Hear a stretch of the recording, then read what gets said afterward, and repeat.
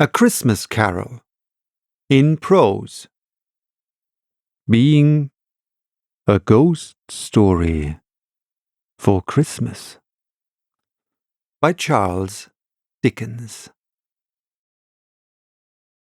Stave 1. Marley's Ghost. Marley was dead, to begin with.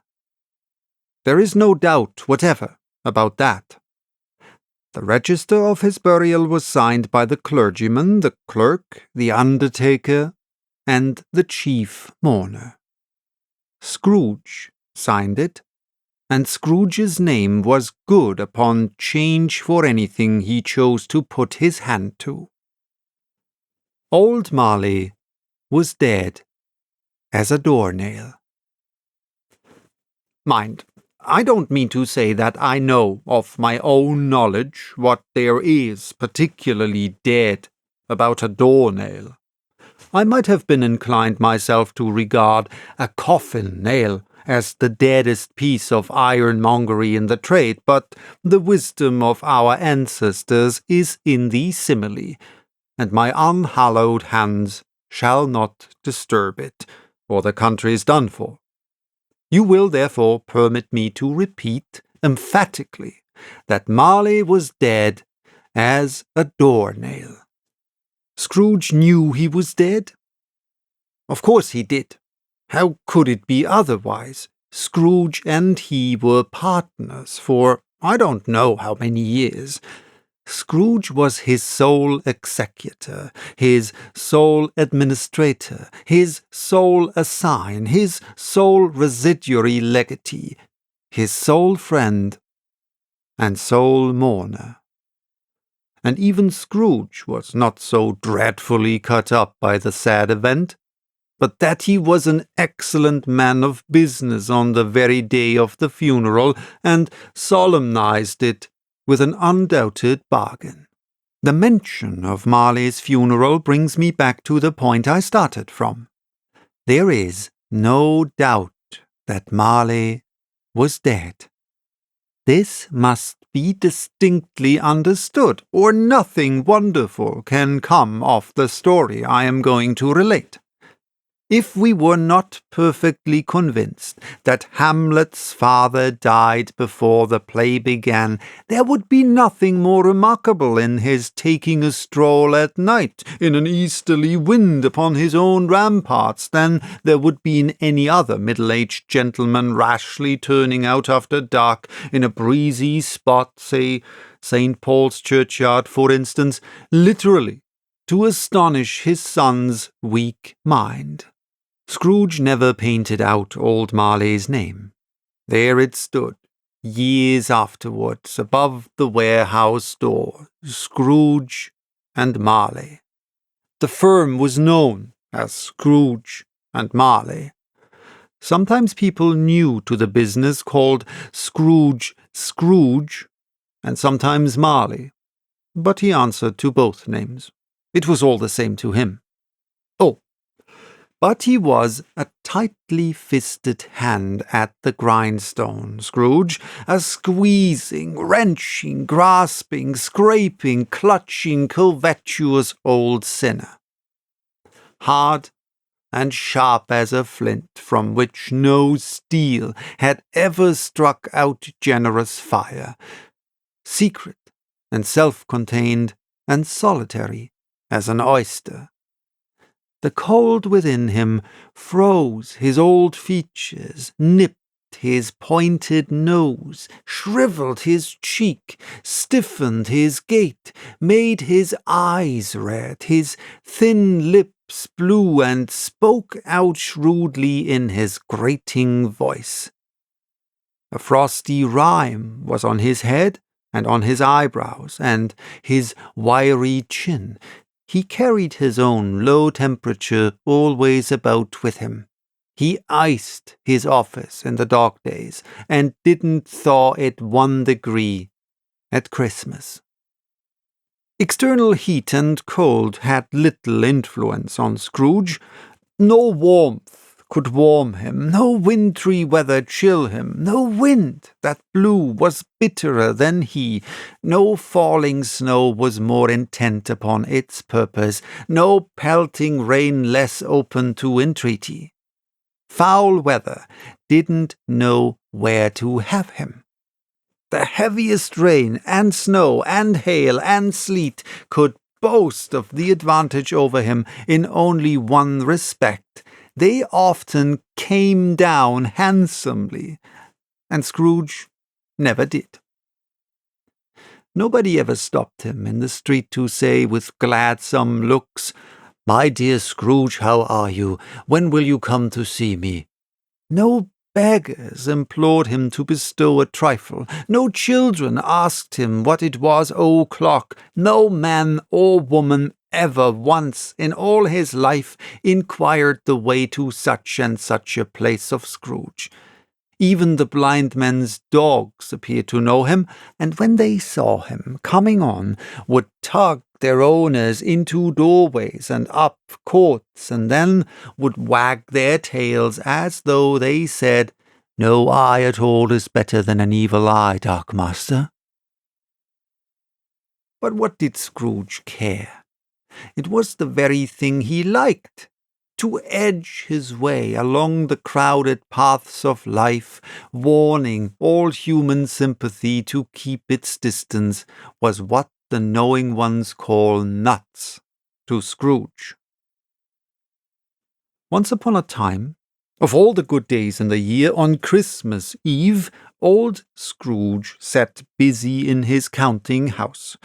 It was cold, bleak, biting weather, foggy withal, and he could hear the people in the court outside go wheezing up and down, beating their hands upon their breasts, and stamping their feet upon the pavement stones to warm them. The city clocks had only just gone 3, but it was quite dark already.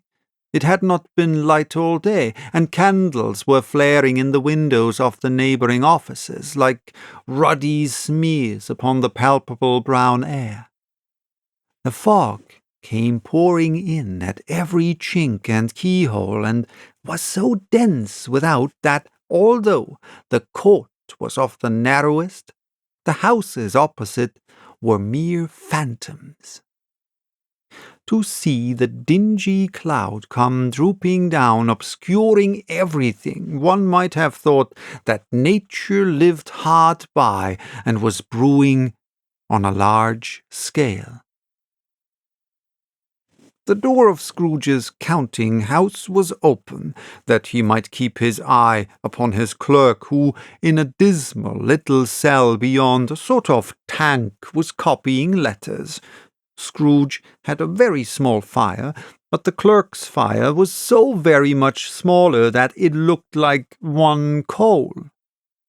But he couldn't replenish it, for Scrooge kept the coal box in his own room, and so surely as the clerk came in with the shovel, the master predicted that it would be necessary for them to part. Wherefore the clerk put on his white comforter and tried to warm himself at the candle, in which effort, not being a man of strong imagination, he failed. "A Merry Christmas, Uncle! God save you!" cried a cheerful voice. It was the voice of Scrooge's nephew, who came upon him so quickly that this was the first intimation he had of his approach. "Bah!" said Scrooge. "Humbug!" He had so heated himself with rapid walking in the fog and frost, this nephew of Scrooge's, that he was all in a glow. His face was ruddy and handsome, his eyes sparkled, and his breath smoked again. "Christmas a humbug, Uncle," said Scrooge's nephew. "You don't mean that, I'm sure." "I do," said Scrooge. "Merry Christmas. What right have you to be merry? What reason have you to be merry? You're poor enough." "Come, then," returned the nephew gaily. "What right have you to be dismal? What reason have you to be morose? You're rich enough." Scrooge, having no better answer ready on the spur of the moment, said, "Ah, again, and followed it up with humbug. "Don't be cross, uncle," said the nephew. "What else can I be?" returned the uncle, "when I live in such a world of fools as this? Merry Christmas, out upon Merry Christmas. What's Christmas time to you but a time for paying bills without money, a time for finding yourself a year older and not an hour richer, a time for balancing your books and having every item in 'em through a round dozen of months presented dead against you? If I could work my will," said Scrooge indignantly, "every idiot who goes about with Merry Christmas on his lips should be boiled with his own pudding and buried with a stake of holly through his heart. He should." "Uncle," repeated the nephew. "Nephew," returned the uncle sternly, "keep Christmas in your own way and let me keep it in mine." "Keep it," repeated Scrooge's nephew. "But you don't keep it." "Let me leave it alone, then," said Scrooge. "Much good may it do to you, much good it has ever done you." "There are many things from which I might have derived good, by which I have not profited, I dare say," returned the nephew. "Christmas among the rest. But I am sure I have always thought of Christmas time, when it has come round, apart from the veneration due to its sacred name and origin, if anything belonging to it can be apart from that, as a good time, a kind, forgiving, charitable, pleasant time, the only time I know of in the long calendar of the year, when men and women seem by one consent to open their shut-up hearts freely, and to think of people below them as if they really were fellow passengers to the grave, and not another race of creatures bound on other journeys. And therefore, uncle, though it has never put a scrap of gold or silver in my pockets, I believe that it has done me good, and will do me good, and I say, God bless it." The clerk in the tank involuntarily applauded. Becoming immediately sensible of the impropriety, he poked the fire and extinguished the last frail spark forever. "Let me hear another sound from you," said Scrooge, "and you'll keep your Christmas by losing your situation." "You're quite a powerful speaker, sir," he added, turning to his nephew. "I wonder you don't go into Parliament." "Don't be angry, uncle. Come, dine with us tomorrow." Scrooge said that he would see him. Yes, indeed he did. He went the whole length of the expression and said that he would see him in that extremity first. "But why?" cried Scrooge's nephew. "Why?" "Why did you get married?" said Scrooge. "Because I fell in love." "Because you fell in love," growled Scrooge, as if that were the only one thing in the world more ridiculous than a Merry Christmas. "Good afternoon." "Nay, uncle, but you never came to see me before that happened. Why give it as a reason for not coming now?" "Good afternoon," said Scrooge. "I want nothing from you. I ask nothing of you. Why cannot we be friends?" "Good afternoon," said Scrooge. "I'm sorry with all my heart to find you so resolute. We have never had any quarrel to which I have been a party, but I have made the trial in homage to Christmas, and I'll keep my Christmas humour to the last. So, a Merry Christmas, uncle." "Good afternoon," said Scrooge, "and a Happy New Year." "Good afternoon," said Scrooge. His nephew left the room without an angry word notwithstanding. He stopped at the outer door to bestow the greetings of the season on the clerk, who, cold as he was warmer than Scrooge, for he returned them cordially. "There's another fellow," muttered Scrooge, who overheard him. "My clerk, with 15 shillings a week and a wife and family, talking about a Merry Christmas. I'll retire to Bedlam." This lunatic, in letting Scrooge's nephew out, had let 2 other people in. They were portly gentlemen, pleasant to behold, and now stood with their hats off in Scrooge's office. They had books and papers in their hands and bowed to him. "Scrooge and Marley, I believe," said one of the gentlemen, referring to his list. "Have I the pleasure of addressing Mr. Scrooge or Mr. Marley?" "Mr. Marley has been dead these 7 years," Scrooge replied.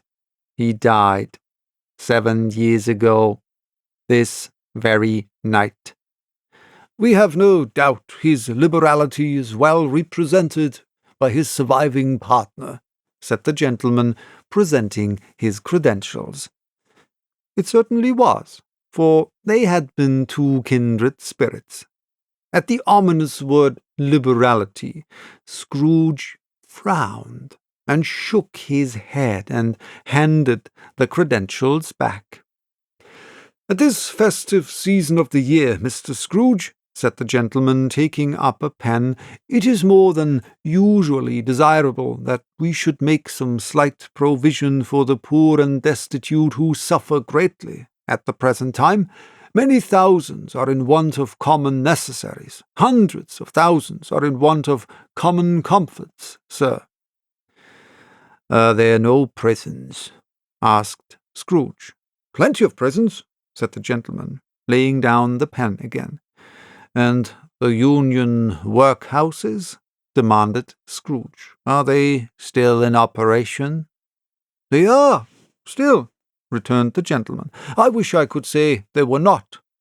The treadmill and the poor law are in full vigour, then," said Scrooge.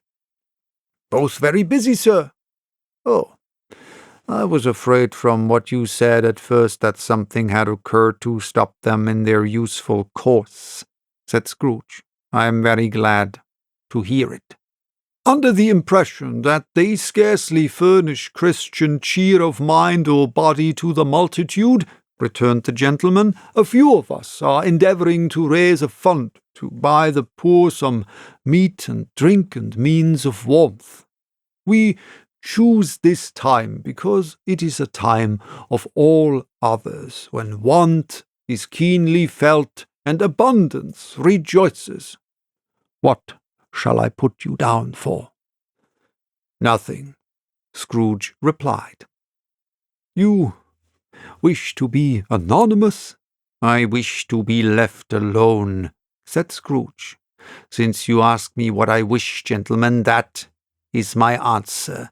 I don't make merry myself at Christmas, and I can't afford to make idle people merry. I help to support the establishments I have mentioned. They cost enough, and those who are badly off must go there." "Many can't go there, and many would rather die." "If they would rather die," said Scrooge, "they had better do it and decrease the surplus population. Besides, excuse me, I don't know that." "But you might know it," observed the gentleman. "It's not my business," Scrooge returned. "It's enough for a man to understand his own business and not to interfere with other people's. Mine occupies me constantly. Good afternoon, gentlemen." Seeing clearly that it would be useless to pursue their point, the gentlemen withdrew. Scrooge resumed his labours with an improved opinion of himself, and in a more facetious temper than was usual with him.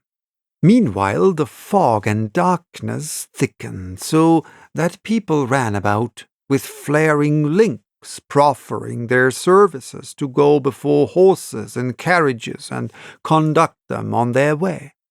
The ancient tower of a church, whose gruff old bell was always peeping slyly down at Scrooge out of a Gothic window in the wall, became invisible and struck the hours and quarters in the clouds with tremulous vibrations afterwards, as if its teeth were chattering in its frozen head up there. the cold became intense. In the main street, at the corner of the court, some labourers were preparing the gas pipes, and had lighted a great fire in a brazier, round which a party of ragged men and boys were gathered, warming their hands and winking their eyes before the blaze in rapture. The water plug being left in solitude, its overflowing suddenly congealed and turned to misanthropic ice. The brightness of the shops, where holly sprigs and berries crackled in the lamp heat of the windows, made pale faces ruddy as they passed. Poulterers' and grocers' trades became a splendid joke, a glorious pageant with which it was next to impossible to believe that such dull principles as bargain and sale had anything to do. The Lord Mayor in the stronghold of the mighty mansion house gave orders to his 50 cooks and butlers to keep Christmas as a Lord Mayor's household should, and even the little tailor, whom he had fined 5 shillings on the previous Monday for being drunk and bloodthirsty in the streets, stirred up tomorrow's pudding in his garret, while his lean wife and the baby sallied out to buy the beef. Foggier yet, and colder, piercing, searching, biting cold. If the good St. Dunstan had but nipped the evil spirit's nose with a touch of such weather as that instead of using his familiar weapons, then, indeed, he would have roared to lusty purpose. The owner of one scant young nose, gnawed and mumbled by the hungry cold as bones are gnawed by dogs, stooped down at Scrooge's keyhole to regale him with a Christmas carol. But at the first sound of "God bless you, merry gentlemen, may nothing you dismay," Scrooge seized the ruler with such energy of action that the singer fled in terror, leaving the keyhole to the fog and even more congenial frost. At length the hour of shutting up the counting-house arrived. With an ill will, Scrooge dismounted from his stool and tacitly admitted the fact to the expectant clerk in the tank, who instantly snuffed his candle out and put on his hat. "You'll want all day tomorrow, I suppose?" said Scrooge. "If quite convenient, sir."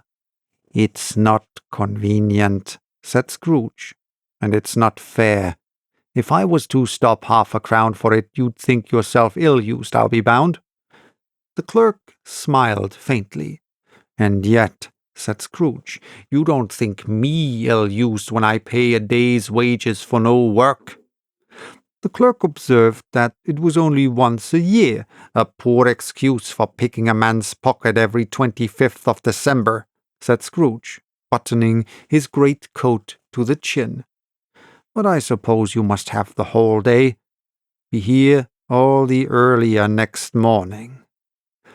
The clerk promised that he would, and Scrooge walked out with a growl. The office was closed in a twinkling, and the clerk, with the long ends of his white comforter dangling below his waist, for he boasted no great coat, went down the slide on Cornhill at the end of a lane of boys, 20 times in honour of its being Christmas Eve, and then ran home to Camden Town as hard as he could pelt to play at blindman's buff. Scrooge took his melancholy dinner in his usual melancholy tavern, and having read all the newspapers and beguiled the rest of the evening with his banker's book, went home to bed. He lived in chambers which had once belonged to his deceased partner. They were a gloomy suite of rooms in a lowering pile of building up a yard, where it had so little business to be that one could scarcely help fancying it must have run there when it was a young house, playing at hide-and-seek with other houses, and have forgotten the way out again. It was old enough now, and dreary enough, for nobody lived in it but Scrooge, the other rooms being all let out as offices. The yard was so dark that even Scrooge, who knew its every stone, was fain to grope with his hands. The fog and frost so hung about the black old gateway of the house that it seemed as if the genius of the weather sat in mournful meditation on the threshold. Now, it is a fact that there was nothing at all particular about the knocker on the door, except that it was very large. It is also a fact that Scrooge had seen it night and morning during his whole residence in that place, also that Scrooge had as little of what is called fancy about him as any man in the city of London, even including, which is a bold word, the corporation, alderman, and livery. Let it also be borne in mind that Scrooge had not bestowed one thought on Marley since his last mention of his 7 years dead partner that afternoon. And then let any man explain to me, if he can, how it happened that Scrooge, having his key in the lock of the door, saw in the knocker, without its undergoing any intermediate process of change, not a knocker, but Marley's face. Marley's face. It was not in impenetrable shadow as the other objects in the yard were, but had a dismal light about it, like a bad lobster in a dark cellar. It was not angry or ferocious, but looked at Scrooge as Marley used to look, with ghostly spectacles turned up on its ghostly forehead. The hair was curiously stirred as if by breath of hot air, and though the eyes were wide open, they were perfectly motionless. That, and its livid color, made it horrible. But its horror seemed to be in spite of the face, and beyond its control rather than a part of its own expression. As Scrooge looked fixedly at this phenomenon, it was a knocker again. To say that he was not startled, or that his blood was not conscious of a terrible sensation to which it had been a stranger from infancy, would be untrue. But he put his hand upon the key he had relinquished, turned it sturdily, walked in, and lighted his candle. He did pause with a moment's irresolution before he shut the door, and he did look cautiously behind it first, as if he half expected to be terrified with the sight of Marley's pigtails sticking out into the hall. But there was nothing on the back of the door except the screws and nuts that held the knocker on, so he said, "Pooh, pooh," and closed it with a bang. The sound resounded through the house like thunder. Every room above, and every cask in the wine merchant's cellar below appeared to have a separate peal of echoes of its own. Scrooge was not a man to be frightened by echoes. He fastened the door, and walked across the hall and up the stairs, slowly, too, trimming his candle as he went. You may talk vaguely about driving a coach and six up a good old flight of stairs, or through a bad young Act of Parliament, but I mean to say you might have got a hearse up that staircase and taken it broadwise with a splinter bar towards the wall and the door towards the balustrade, and done it easy. There was plenty of width for that, and room to spare, which is perhaps the reason why Scrooge thought he saw a locomotive hearse going on before him in the gloom. Half a dozen gas lamps out of the street would have lighted the entry too well, so you may suppose that it was pretty dark with Scrooge's dip. Up Scrooge went, not caring a button for that. Darkness is cheap, and Scrooge liked it. But before he shut his heavy door, he walked through his rooms to see that all was right. He had just enough recollection of the face to desire to do that. Sitting room, bedroom, lumber room, all as they should be. Nobody under the table, nobody under the sofa, a small fire in the grate, spoon and basin ready, and a little saucepan of gruel — Scrooge had a cold in his head — upon the hob. Nobody under the bed, nobody in the closet, nobody in his dressing gown, which was hanging up in a suspicious attitude against the wall. Lumber room, as usual, old fireguard, old shoes, 2 fish baskets, washing stand on 3 legs, and a poker. Quite satisfied, he closed his door and locked himself in. Double locked himself in, which was not his custom. Thus secured against surprise, he took off his cravat, put on his dressing gown and slippers and his nightcap, and sat down before the fire to take his gruel. It was a very low fire indeed. Nothing on such a bitter night. He was obliged to sit close to it and brood over it before he could extract the least sensation of warmth from such a handful of fuel. The fireplace was an old one, built by some Dutch merchant long ago, and paved all round with quaint Dutch tiles designed to illustrate the scriptures.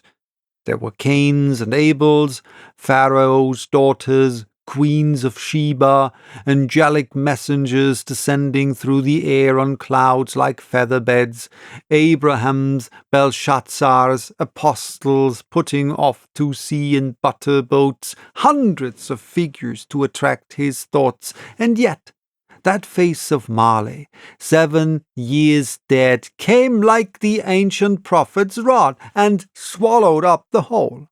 If each smooth tile had been a blank at first, with power to shape some picture on its surface from the disjointed fragments of his thoughts, there would have been a copy of old Marley's head on every one. "Humbug!" said Scrooge, and walked across the room. After several turns he sat down again. As he threw his head back in the chair, his glance happened to rest upon a bell, a disused bell that hung in the room and communicated for some purpose now forgotten with a chamber in the highest story of the building. It was with great astonishment, and with a strange, inexplicable dread, that as he looked, he saw this bell begin to swing. It swung so softly in the outset that it scarcely made a sound, but soon it rang out loudly, and so did every bell in the house. This might have lasted half a minute or a minute, but it seemed an hour. The bells ceased as they had begun together. They were succeeded by a clanking noise deep down below, as if some person were dragging a heavy chain over the casks in the wine merchant's cellar. Scrooge then remembered to have heard that ghosts in haunted houses were described as dragging chains. The cellar door flew open with a booming sound, and then he heard the noise much louder on the floors below, then coming up the stairs, then coming straight towards his door. "It's humbug still," said Scrooge. "I won't believe it." His colour changed, though, when without a pause it came on through the heavy door and passed into the room before his eyes. Upon its coming in, the dying flame leaped up as though it cried, "I know him, Marley's ghost," and fell again. The same face, the very same Marley in his pigtail, usual waistcoat, tights and boots, the tassels on the latter bristling like his pigtail and his coat skirts, and the hair upon his head. The chain he drew was clasped about his middle. It was long, and wound about him like a tail, and it was made, for Scrooge observed it closely, of cash-boxes, keys, padlocks, ledgers, deeds, and heavy purses wrought in steel. His body was transparent, so that Scrooge, observing him and looking through his waistcoat, could see the 2 buttons on his coat behind. Scrooge had often heard it said that Marley had no bowels, but he had never believed it until now. No, nor did he believe it even now, though he looked the phantom through and through and saw it standing before him, though he felt the chilling influence of its death-cold eyes, and marked the very texture of the folded kerchief bound about its head and chin, which wrapper he had not observed before. He was still incredulous, and fought against his senses. "How now?" said Scrooge, caustic and cold as ever. "What do you want with me?" "Much." Marley's voice, no doubt about it. "Who are you?" "Ask me who I was." "Who were you, then?" said Scrooge, raising his voice. "You're particular. For a shade?" He was going to say "to a shade," but substituted this as more appropriate. "In life, I was your partner, Jacob Marley." Can you sit down?" asked Scrooge, looking doubtfully at him. "I can." "Do it, then." Scrooge asked the question because he didn't know whether a ghost so transparent might find himself in a condition to take a chair, and felt that, in the event of its being impossible, it might involve the necessity of an embarrassing explanation. But the ghost sat down on the opposite side of the fireplace, as if he were quite used to it. "You don't believe in me," observed the ghost. "I don't," said Scrooge. "What evidence would you have of my reality beyond that of your own senses?" "I don't know," said Scrooge. "Why do you doubt your senses?" "Because," said Scrooge, "a little thing affects them. A slight disorder of the stomach makes them cheats. You may be an undigested bit of beef, a blot of mustard, a crumb of cheese, a fragment of an underdone potato. There's more of gravy than of grave about you, whatever you are." Scrooge was not much in the habit of cracking jokes, nor did he feel in his heart by any means waggish then. The truth is that he tried to be smart as a means of distracting his own attention and keeping down his terror, for the spectre's voice disturbed the very marrow in his bones. To sit staring at those fixed, glazed eyes in silence for a moment would play, Scrooge felt, the very deuce with him. There was something very awful, too, in the spectre's being provided with an infernal atmosphere of his own. Scrooge could not feel it himself, but this was clearly the case, for though the ghost sat perfectly motionless, its hair and skirts and tassels were still agitated, as by the hot vapour from an oven. "You see this toothpick?" said Scrooge, returning quickly to the charge for the reason just assigned, and wishing, though it were only for a second, to divert the vision's stony gaze from himself. "I do," replied the ghost. "You are not looking at it," said Scrooge. "But I see it," said the ghost, notwithstanding. "Well," returned Scrooge, "I have but to swallow this, and be for the rest of my days persecuted by a legion of goblins, all of my own creation. Humbug, I tell you, humbug!"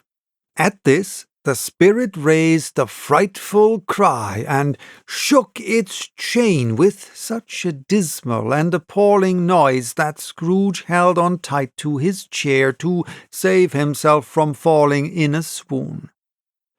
But how much greater was his horror when the phantom, taking off the bandage round his head as if it were too warm to wear indoors, its lower jaw dropped down upon its breast. Scrooge fell upon his knees and clasped his hands before his face. "Mercy!" he said.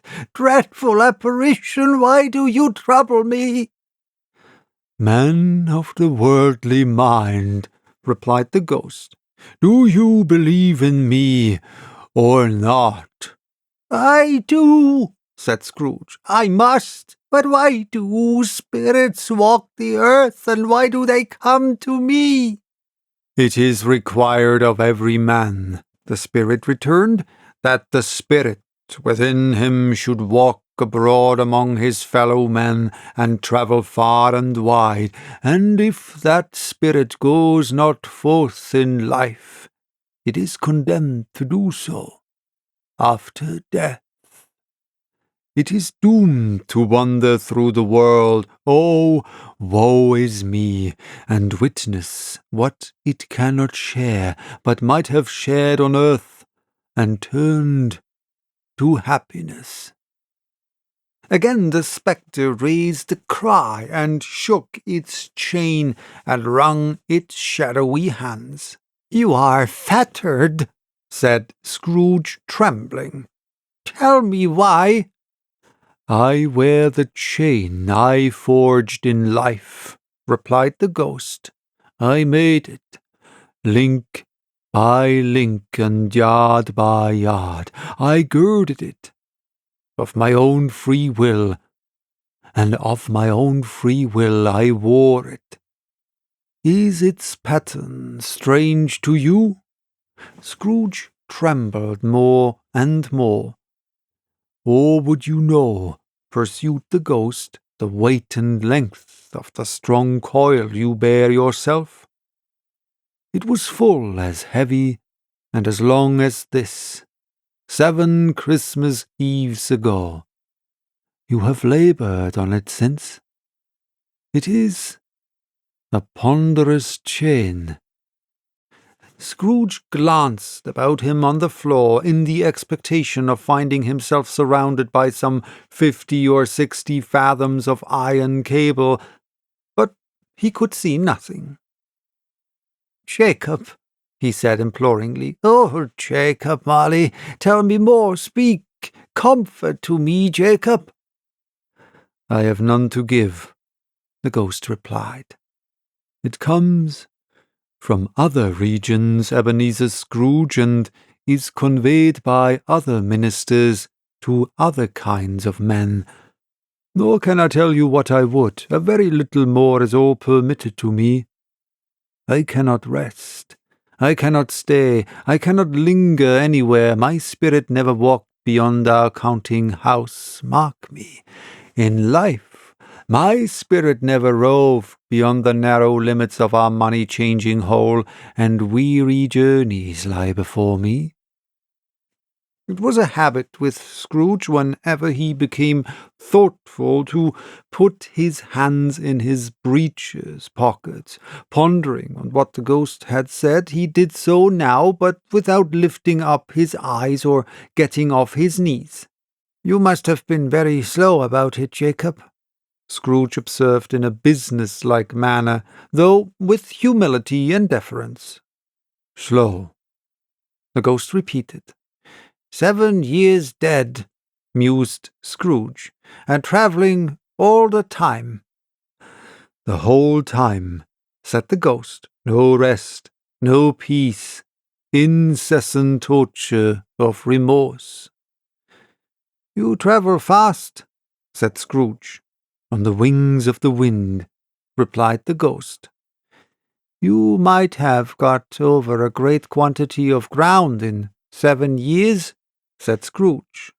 The ghost, on hearing this, sat up Another cry, and clanked its chain so hideously in the dead silence of the night that the ward would have been justified in indicting it for nuisance. "O captive, bound and double-ironed," cried the phantom, "not to know that ages of incessant labour by immortal creatures for this earth must pass into eternity before the good of which it is susceptible is all developed. Not to know that any Christian spirit working kindly in its little sphere, whatever it may be, will find its mortal life too short for its vast means of usefulness. Not to know that no space of regret can make amends for one life's opportunities misused. Yet such was I. Oh, such was I." "But you were always a good man of business, Jacob," faltered Scrooge, who now began to apply this to himself. "Business!" cried the ghost, wringing its hands again. "Mankind was my business. The common welfare was my business. Charity, mercy, forbearance, and benevolence were all my business. The dealings of my trade were but a drop of water in the comprehensive ocean of my business." It held up its chain at arm's length, as if that were the cause of all its unavailing grief, and flung it heavily upon the ground again. "At this time of the rolling year," the spectre said, "I suffer most. Why did I walk through crowds of fellow beings with my eyes turned down, and never raise them to that blessed star which led the wise men to a poor abode? Were there no poor homes to which its light would have conducted me?" Scrooge was very much dismayed to hear the spectre going on at this rate, and began to quake exceedingly. "Hear me!" cried the ghost. "My time is nearly gone." "I will," said Scrooge. "But don't be hard upon me. Don't be flowery, Jacob, pray." "How it is that I appear before you in a shape that you can see I may not tell. I have sat invisible beside you many and many a day." It was not an agreeable idea. Scrooge shivered and wiped the perspiration from his brow. "That is no light part of my penance," pursued the ghost. "I am here tonight to warn you that you have yet a chance and hope of escaping my fate, a chance and hope of my procuring Ebenezer." "You were always a good friend to me," said Scrooge. "Thank ye." "You will be haunted," resumed the ghost, "by 3 spirits." Scrooge's countenance fell almost as low as the ghost's had done. "Is that the chance and hope you mentioned, Jacob?" he demanded, in a faltering voice. "It is." I think I'd rather not," said Scrooge. "Without their visits," said the ghost, "you cannot hope to shun the path I tread. Expect the first tomorrow, when the bell tolls 1. "Couldn't I take 'em all at once, and have it over, Jacob?" hinted Scrooge. "Expect the second on the next night at the same hour, the third upon the next night when the last stroke of 12 has ceased to vibrate. Look to see me no more, and look that, for your own sake, you remember what has passed between us." When it had said these words, the spectre took its wrapper from the table and bound it round its head as before. Scrooge knew this by the smart sound its teeth made when the jaws were brought together by the bandage. He ventured to raise his eyes again, and found his supernatural visitor confronting him in an erect attitude, with its chain wound over and about its arm. The apparition walked backwards from him, and at every step it took, the window raised itself a little so that, when the spectre reached it, it was wide open. It beckoned Scrooge to approach, which he did. When they were within 2 paces of each other, Marley's ghost held up its hand, warning him to come no nearer. Scrooge stopped, not so much in obedience as in surprise and fear, for, on the raising of the hand, he became sensible of confused noises in the air, incoherent sounds of lamentation and regret, wailings inexpressibly sorrowful and self-accusatory. The spectre, after listening for a moment, joined in the mournful dirge and floated out upon the bleak, dark night. Scrooge followed to the window, desperate in his curiosity. He looked out. The air was filled with phantoms, wandering hither and thither in restless haste, and moaning as they went. Every one of them wore chains like Marley's ghost. Some few, they might be guilty governments, were linked together. None were free. Many had been personally known to Scrooge in their lives. He had been quite familiar with one old ghost in a white waistcoat with a monstrous iron safe attached to its ankle, who cried piteously at being unable to assist a wretched woman with an infant whom it saw below upon a doorstep. The misery with them all was, clearly, that they sought to interfere for good in human matters and had lost the power forever. Whether these creatures faded into mist, or mist enshrouded them, he could not tell, but they and their spirit voices faded together, and the night became as it had been when he walked home. Scrooge closed the window and examined the door by which the ghost had entered. It was double-locked, as he had locked it with his own hands, and the bolts were undisturbed. He tried to say, "Humbug," but stopped at the first syllable. And being, from the emotion he had undergone, or the fatigues of the day, or his glimpse of the invisible world, or the dull conversation of the ghost, or the lateness of the hour, much in need of repose, went straight to bed, without undressing, and fell asleep upon the instant.